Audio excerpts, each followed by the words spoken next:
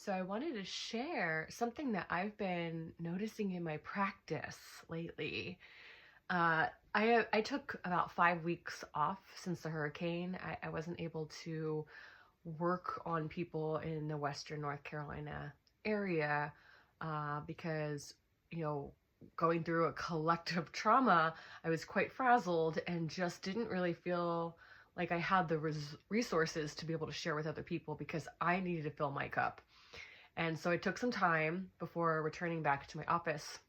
And so I've been working back in my office for the last 2 weeks. And before I started, I was wondering what was going to show up in everyone's body.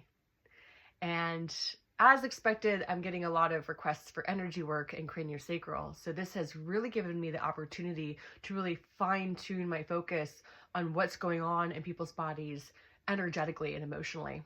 And I've been seeing this incredible theme. Like, it's almost just about every single person. I'm seeing a very similar template.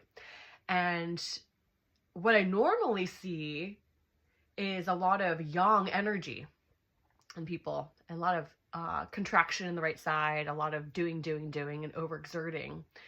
But now, every single person, just about, like 99.9%,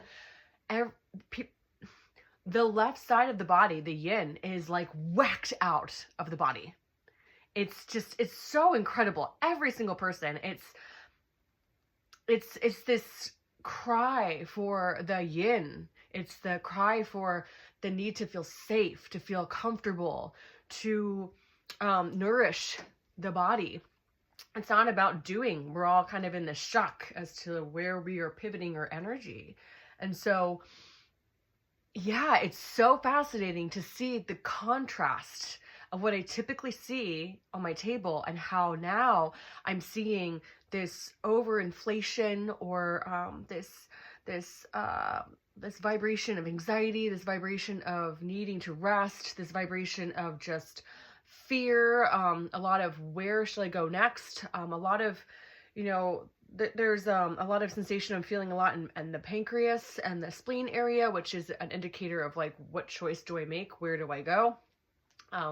Which I think is also part of the gallbladder, making decisions, navigation. But it's so incredible. And I really wanted to share that and about how it's showing up in people's bodies, and how I am so grateful to do the work that I do, to have as many people as I can and get on the table and rebalance everyone, so that once they are feeling balanced and harmony in their body, whether it's from craniosacral work to work with the nervous system or an energetic clearing or rebalancing the chakra system, whatever they come to me for, whatever tools are being implemented on their energetic anatomy, is creating this new alignment for them. And then they go back out in the world and affect the web of our community.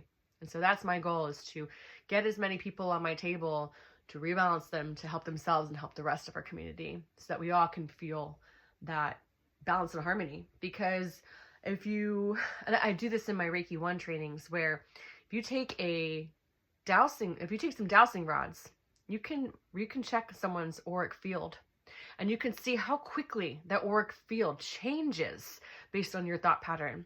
And so if you're going out there in this, and not to say we shouldn't experience grief, because we definitely should, and we should feel our feelings of anger and none of the spiritual bypassing bullshit. Like, we need to feel our feelings, but responsibly, right? If you're going out there frazzled and anxious and just kind of off your center, you unintentionally affect the rest of the web. And so we need to work on ourselves. We need to remember that it's a responsibility, not just for ourselves, but how else we're showing up with our community, of how our energy frequency is and how we want it to match everyone with peace and harmony. Okay. And to do our work and to clear our anger, to clear all the other frustrating, the fear, all of the emotions we're feeling are valid.